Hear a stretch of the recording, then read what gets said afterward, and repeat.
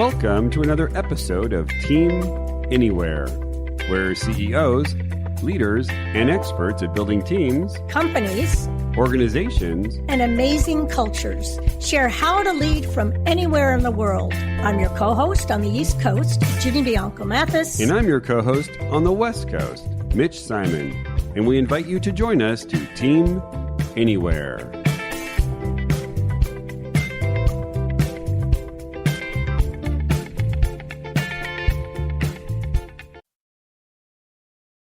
If you were going to create a more interactive, productive, and effective way that simulates working as a team in the office, then you would have created a platform called SoWork. SoWork simulates the interactivity of work as if you were in the same room or on the same floor, and offers so much more in the way of productivity, creativity, and collaboration. Today on the podcast, we have Emma Giles, the co-founder of SoWork, whose way of looking at hybrid work is informative, fresh, and inspiring. Hello and welcome to another episode of Team Anywhere. I'm your co-host, Mitch Simon, on the West Coast, and on the East Coast, our glamorous and brilliant co-host, Dr. Virginia Bianco Mathis. How are you doing today, Ginny? Great. Now that you've added the adjective glamorous. Glamorous. Well, today you're looking glamorous. Oh, yeah. And today, of course, we have a glamorous guest. Oh, yes. And her name is Emma Giles, co-founder of SoWork. SoWork supports leaders trying to navigate the digital-first work shift. Emma spent a year at Khan Academy creating free medical content for medical students and scaled data initiatives for the World Health Organization. And she's done a lot of other crazy things that I haven't mentioned yet. So today, how are you doing today, Emma? I'm doing so good. Thank you both for having me. I'm very excited to talk. You're welcome. First thing we want to know is, what is it like to live on Vancouver Island? Well, I can share one story. Is right now we have a live bear trap outside of our house, not because we want to trap bears, but because our bears have been stealing our chickens. So it is more rural out here than I think people appreciate, but with that rural comes beauty. I'm an avid hiker and trail runner, so I'll take it. I'm one to coexist with the bears, but it is more rural and rugged out here than I think maybe some people might know. Totally. Yeah. That is something that I'm not worrying about every morning, actually. That's correct. Right. I'm worrying about is, does Trader Joe's even have eggs? Now, I'm wondering, did the chicken lose their eggs because the bear took it? So similar problems, just different circumstances. I think. Correct. Right. Correct. Gosh, I think yours is more exciting than mine. Okay, so can you tell us, Emma, a little bit about your background and how you got to found or co-found SoWork? Absolutely. SoWork was a product that was created sort of on accident in the very early stages of the pandemic. So my team and I, we were working on a completely different product, which I can touch on if that's of interest, a little bit, but we were creating something totally different, recommendation algorithms for learners online who are trying to teach themselves content. And there's so much content out there. A lesson I learned because I created some of that content with Khan Academy, amazing content. You got to be able to find it and know when the right time is to take it in. So we were working in a completely different space. And just like every other team, when the pandemic hit, we were all thrown online. Our team had done some online work, remote work before, but we missed each other so much. And we could tell that the space, the challenges we were navigating were going to persist. So we created a tool, a very janky tool, a very early hacky MVP of a tool, and we used it to work together from one place. Long story short, as soon as people started to see that tool, we realized there was something more there than just a tool for ourselves. And we also made a big bet that we believed we saw the world of work was going to change forever. So we put our other work aside and we took a hard right, and we haven't looked back since. So it was born from that story. Great. And so how do you pronounce it? It's called? SoWork. SoWork. Okay, great. Okay, so what I wanted to know a little bit is, what has surprised you the most over the last 2.5 years as you've helped companies migrate to the virtual and hybrid world?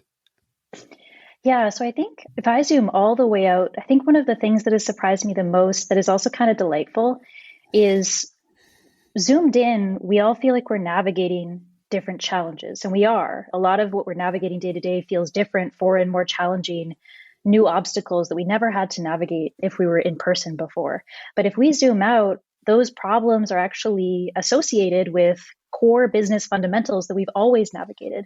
We've always needed to make sure people have the right information. They're aligned. They have a shared mission. They can communicate. They can collaborate. They can be human. They can be bonded and connected. They can be a healthy team. These are all like core fundamentals of high performing businesses, whether in person or digital. So what I've found really exciting is as the last couple of years has gone on, when we zoom in, the challenges, they are unique, but zoomed out, they're actually mapped to core business fundamentals we've always been navigating, just in different ways. So I think that's like a big theme I've noticed. And I think that's really exciting because it means we can use those same things that we know to anchor ourselves to, okay, so how are we going to solve these? Well, let's go back to first principles and think about the business fundamentals and why things are challenging in this environment. And that helps us find unique but foundational sort of solutions to those problems. Before we get into this, what SoWork does, give us an example of a problem that it sounds like you very smart people put your brains together and said, okay, here's a problem. Here's what we might do to find a solution to that. Sure. So a lot of what we hear day to day is leaders that are struggling with things that they used to be able to take for granted and not have to think about in real life. So take a simple example. You've got a young company. They used to sit around the same table and a lot of information was passed around just by being near each other. Mm-hmm. You sort of heard something, so you ran over, you saw a meeting was taking place, so you joined in. And when we take the digital equivalent of what teams navigate, we've lost a lot of that in most of the tools that we are using. And so that's like just a very simple problem that's created from something that we took for granted. How do teams get the information that they need so that they can do great work together? So I think that's like a very specific thing that we've seen symptoms. My team isn't able to move as fast as they need to. My team isn't collaborating as well. People are feeling left out. Those are symptoms of that problem not being solved well. And it's not solved well because we used to take it for granted when we were working in person. So the name of the game is, okay, how do you do that in the digital world? And there's all sorts of interesting problems that are created there as well. Okay, so you have to tell us, what is SoWork? What is it all about? What does it do? What does it look? Actually, it's hard to describe it, but what does it look like? Yeah. So when you land in SoWork, you are in a shared place together. Way back in the day, we often hear about Second Life. Second Life is an app that some people are familiar with. It was used for a different purpose. But the idea is that you are in the same place as people. You have little avatars. You can make your avatar look and feel the way you want to. So there's a level of self-expression there.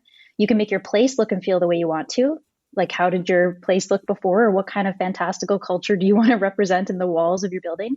And then the cool thing is you're able to walk up to someone. You're able to initiate a video and or audio conversation with someone via proximity, just by walking over to them if they're available. And so it looks and feels like an office if you want it to. Some people want it to feel like the beach. That's fine. And those are sort of the fundamental mechanics of it. So the feeling is that you're in the same place as your team. So would it be fair to say, and correct me if it's wrong, that it's like playing a video game, but you're one of the folks that you see running down the street? Yeah, you could totally liken it to that. And I think the different virtual offices sort of play up the video game element and some play it down and try to make it feel more realistic. So there's like a slider along there, but absolutely, it's sort of like you are a character in a world, and then there's just different variations of that in the space. And would you call it a virtual reality, or is it different? So we're different. Virtual offices, if we think about that as a category, some of them leverage virtual reality and some of them don't. We don't leverage virtual reality. We stick to 2 dimensions because we want to create something that can be light and mobile and doesn't tank your computer and doesn't require hardware. Yes. From our perspective, the technology isn't quite where we'd like it to be to meet in with our customers' workflows, but it's an exciting space. Yes, so give us an example. I can tell, Ginny, that you play video games all day long. Give us an give us an example, a use case of one of your customers.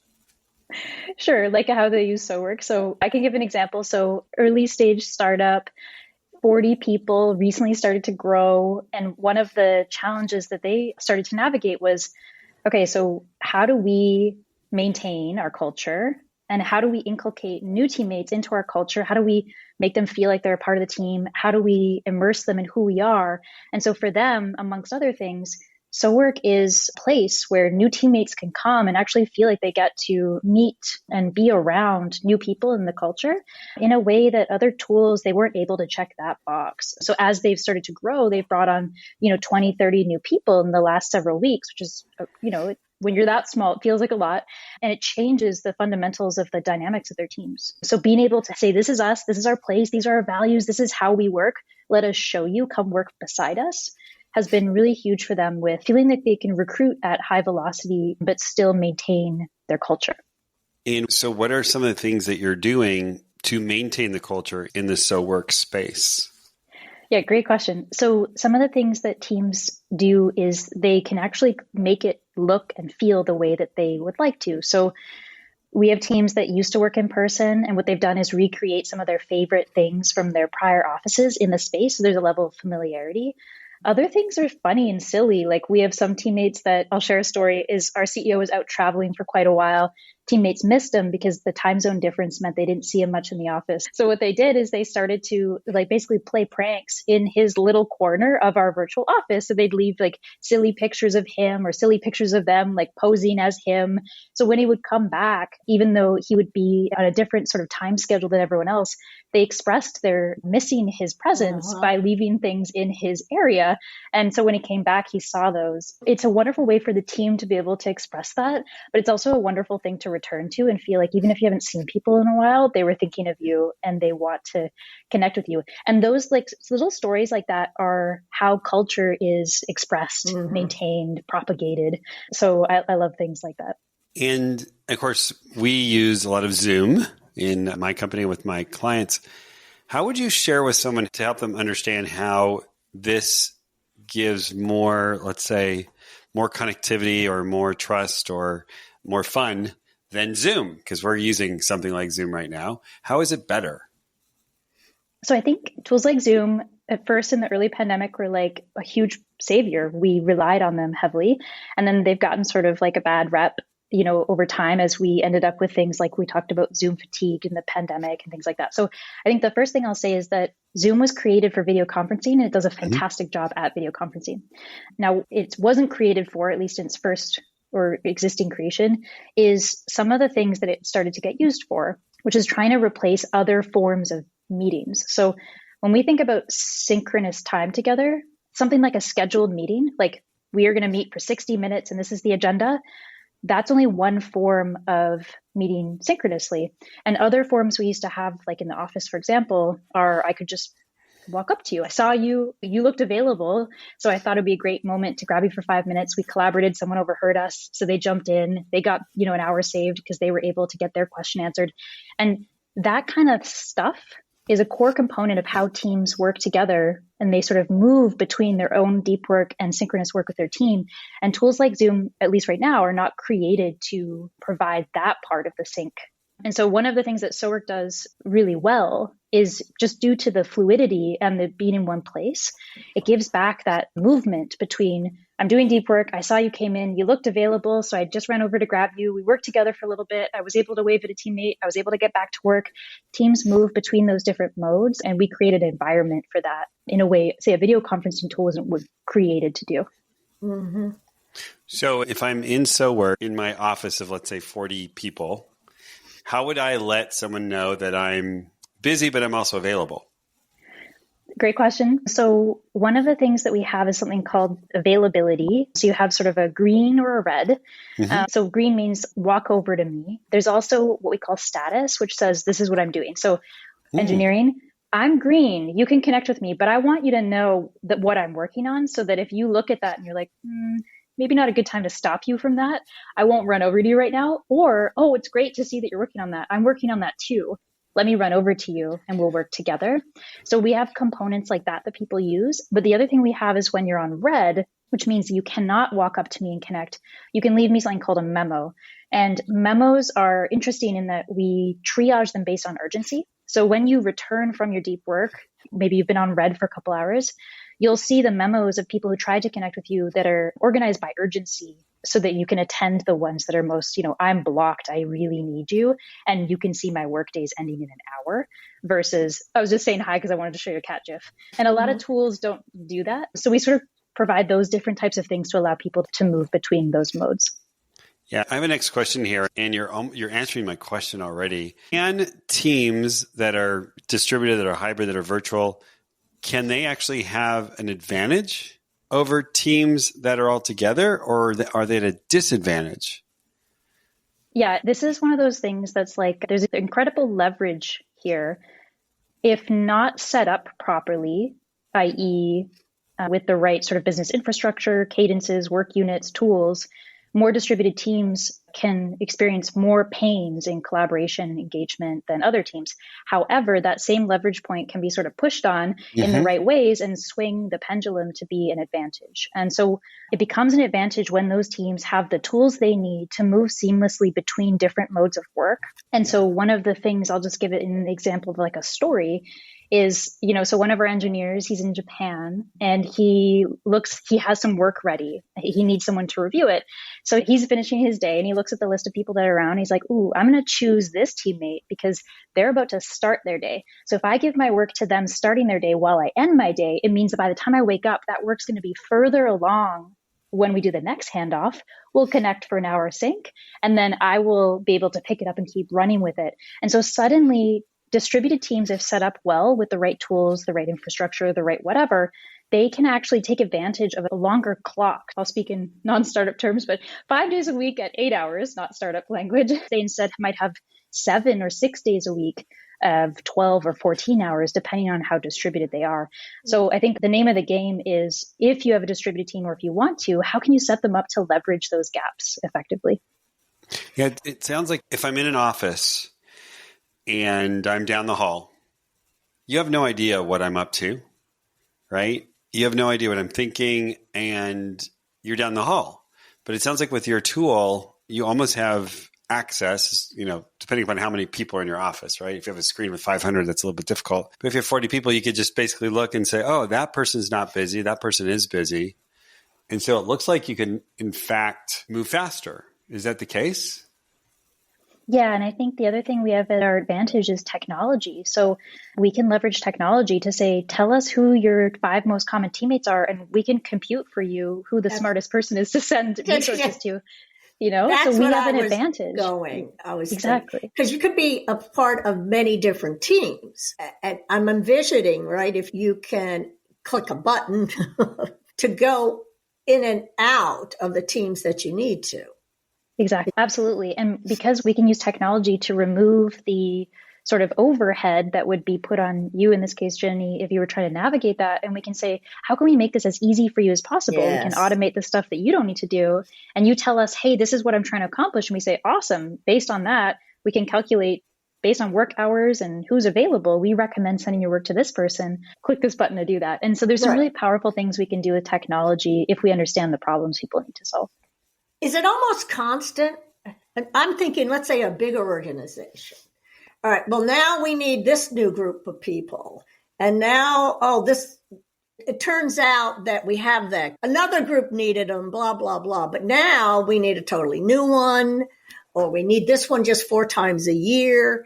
You could get quite an orchestration of teams, which is exciting, but also shows almost how complex it could get. Well, and I think that's kind of goes back to exactly what you just said, goes back to one of the things that I was sort of thinking about and then said at the start, which is we're still dealing with first principles of running a business. If we take a big company, they're dealing with that no matter where they work from. But I think we have a unique, if we can understand those, which I think is your point, if we can understand the complexity, which is step 1, we can do things to help technology offload some of that and help teams be more effective. Love it. Yeah, I remember reading a Harvard Business Review article where they were basically measuring interactions between people, but they were, they'd have to do it all manually, right? Like this person just walked into that person's office, and they were finding, every time a product didn't launch well was because the marketing people weren't speaking to the right parties. And it seems like with this tool, you can capture all that data and you can actually share with people data around their interactions versus, most of our data comes from, the customer and our product. Wow, so it's a real good point. Really, really brilliant. Could you share with us from what you've learned, which I'm sure is a lot, what are some simple, high leverage tweaks that leaders could use right now to help run their businesses? So I think one of the things I always try to do is expose the framework underneath the answers. So when we sort of say that to leaders, I always like to say, well, how do you find the leverage point? When I give an idea, how do you know what it maps to? So when we think about leverage points, it's helpful to think about not dissimilar from the framework I personally like to use, which is, all right, what are the first principles of running a business? Well, a business is here to drive results in their market. Okay, so you need teams to be able to work together, high functioning. We could talk about, you need to be able to have healthy conflict. You need to be psychologically safe. Okay, so there's some nuance there. They need to be pointed at the right problems. The worst thing in the world is if you've got a high functioning team pointed at the wrong problems, they don't drive results. So you can sort of break things down that way. And then you can say, okay, so what are those? The core unit of all of that is the team. So what does the team need? Information, context, communication, basics. And then we say, all right, so what I like to do is I like to say, what symptoms are you experiencing? Because we could probably map those symptoms back to one or many of those core areas. And so the leverage is found by saying, all right, so you're experiencing factions and silos. Okay, so factions and silos can happen because some of this sort of connective tissue between people has been broken. Maybe information isn't moving between teams. Maybe you're not setting up those teams with the right context. So they're sort of forming their own priorities. There's a few different reasons it can happen. And so we can break that down and say, well, the leverage is where you experience the symptoms, and then what core business fundamentals does it map to? So that's just something I would expose that I think is really helpful so anyone can find their own leverage. But I think one of the things that we've seen is at the end of the day, particularly in digital teams, there's two core things that are so fundamental that I think have been lost a lot in our transition. And they both roll up to performance. Teams need to be able to come together, can communicate, get things done, push work forward. They also need to be able to feel close enough, connected, human enough to hold each other accountable, have hard conversations.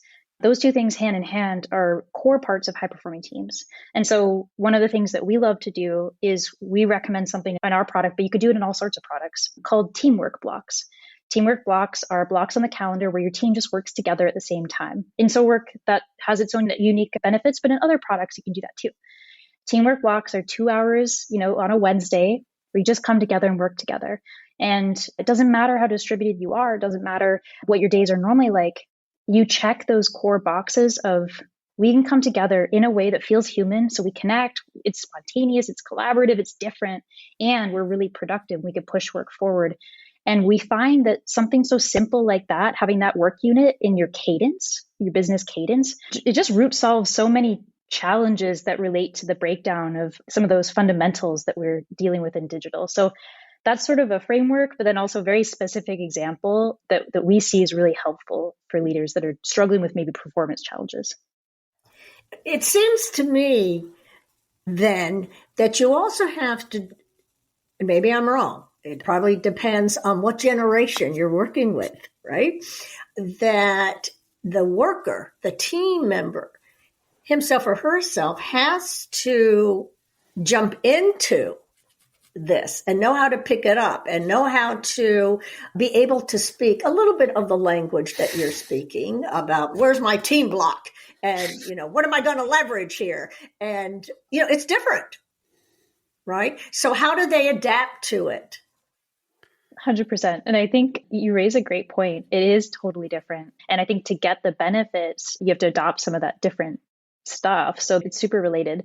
For us, we always recommend, and this is whether it's in our product or any new product, start with something really simple and make sure that the stakes aren't high. So the worst thing in the world, I used to hear stories about our early product where I had someone sort of yelling at me on customer support. It was like, I just took my board meeting in here, and this was when we were really early, and the meeting didn't work. And I'm like, please don't do that. Please don't take a high stakes meeting in our product. Please, please, please, please. Right? So don't do that. And so I think even if the product is now stable, don't do that. We don't want to put people under immense pressure. And I think when we're trying anything new, and this is no exception, how can we set up the first experience, the first context, so all they need to do is just show up? And it's okay if they don't accomplish anything in that first time. It's okay if they have issues. Whereas what we've seen go really poorly with any new tool, and especially one like this, is the first experiences of a board meeting or an interview or an investor conversation for $10 million.